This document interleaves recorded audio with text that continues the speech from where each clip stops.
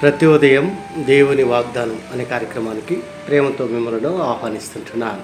ఈ ఉదయకాల సమయంలో దేవుడు మన కొరకు ఏర్పాటు చేసినటువంటి వాక్య భాగము అపోస్తలుడైన పౌలు హెబ్రీయులకు రాసినటువంటి పత్రిక 10వ అధ్యాయము 23వ వచనాన్ని ధ్యానించుకుందాం.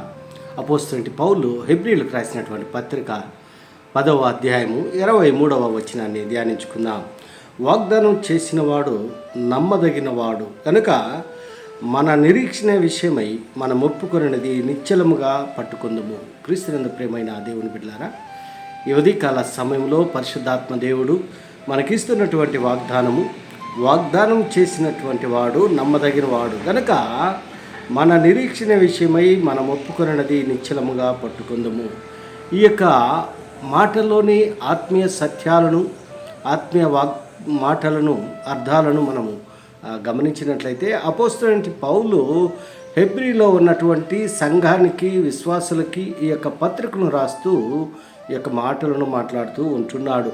ఈ మాటల్లో ప్రాముఖ్యమైనటువంటి మాటలను మనం గమనించినట్లయితే నమ్మదగినటువంటి వాడు, మరి వాగ్దానం చేసినటువంటి వాడు నమ్మదగినటువంటి వాడు. మరి అనాది కాలంలో మనం గమనించినట్లయితే పరిశుద్ధాత్మ దేవుడు అబ్రహాముతో చేసినటువంటి వాగ్దానం, మరి నీ సంతతిని నేను ఆశీర్వదిస్తాను, నిన్ను నేను ఆశీర్వదిస్తాను, మరి లెక్కకు మించి నీ సంతానాన్ని మరి అభివృద్ధి చేస్తానని మరి మన పితరులైనటువంటి అబ్రహాముతో చేసినటువంటి వాగ్దానం, ఆ వాగ్దానాన్ని మరి ఇస్సాకుతోనూ యాకోబుతోనూ మరి ఆ వాగ్దానాలను కొనసాగిస్తూ ఉంటున్నాడు. ఇశ్రాయేలు యొక్క ప్రజలను దేవుడు ఎంతగానో హెచ్చించాడు, ఎంతగానో దీవించాడు. ఎందుకనగా ఆయన మాట తప్పనటువంటి దేవుడుగా ఉంటున్నాడు. ఆయన మాట ఇచ్చాడు పితరులైనటువంటి అబ్రాహాము, ఇస్సాకు, యాకోబులతో చేసినటువంటి వాగ్దానాన్ని బట్టి, ప్రమాణాన్ని బట్టి మరి అనేక మరి రీతులుగా ఆయన వాగ్దానాలను తన ప్రజల పట్ల నెరవేర్చుకుంటూ వస్తూ ఉంటున్నాడు. క్రీస్తునందు ప్రియమైన దేవుని బిడ్డలారా, మరి పాలు తేనెలు ప్రవహించేటువంటి దేశానికి నీ సంతతిని నడిపిస్తాను, నీ సంతతికి ఇస్తానని వాగ్దానం చేశాడు. ఆ వాగ్దానాన్ని నెరవేర్చుకున్నాడు దేవుడు. మరి ఉదయకాల సమయంలో నీతోనూ నాతోనూ దేవుడు వాగ్దానం చేస్తూ ఉంటున్నాడు. ఆయన నమ్మదగినటువంటి వాడుగా ఉంటున్నాడు. ఆయన యందు నిరీక్షణగా కలిగి ఉండాలని, మరి ఆ నిరీక్షణ విషయం మనం ఒప్పుకున్నది నిశ్చలముగా పట్టుకును.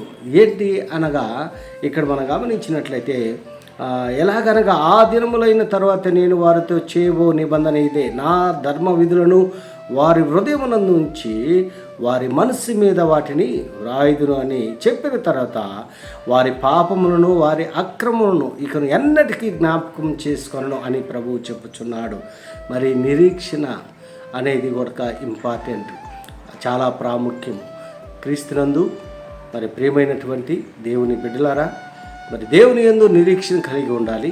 మనం ఏమైతే తీర్మానం చేసుకుని ఉంటున్నామో, ఏమైతే మనము మరి ఒప్పుకొని ఉంటున్నామో ఆ వాగ్దానాన్ని బట్టి, ఆ యొక్క ఒప్పుకున్నటువంటి మాటను బట్టి మరి నిరీక్షణ కలిగి ఉండాలి. దేవుని కొరకు నిరీక్షణ కలిగి ఉండాలి. దేవుని యొక్క ఆశీర్వాదాల కొరకు నిరీక్షణ కలిగి ఉండాలి. దేవుని యొక్క దీవెనల కొరకు నిరీక్షణ కలిగి ఉండాలి. అపోస్తలుడైన పౌలు అనేక విషయాలను మరి ఆ యొక్క హెబ్రీలో ఉన్నటువంటి సంఘానికి, విశ్వాసులకు హెచ్చరిక చేస్తూ ఉంటున్నాడు. మరి వారి పాపములు, వారి అక్రమం ఎన్నటికీ జ్ఞాపకం చేసుకోవాలని ప్రభువు చెప్తూ ఉంటున్నాడు. ఆయన ఎందు నిరీక్షించినట్లయితే మరి ఆయన క్షమించేటువంటి దేవుడుగా ఉంటాడు. క్షమాపణ ఈ మాటల్లో మనం చూస్తూ ఉంటున్నాం. మరి ఎంత క్షమాపణ కలిగినటువంటి దేవుడు అంటే, మనం దేవునికి దూరంగా జీవిస్తూ ఉన్నప్పటికీ, దేవునికి దూరంగా మనం బ్రతుకుతూ ఉన్నప్పటికీ దేవుడు మన పట్లగా ఆయన ప్రేమ చూపుతూ ఉంటున్నాడు, కృప చూపుతూ ఉంటున్నాడు.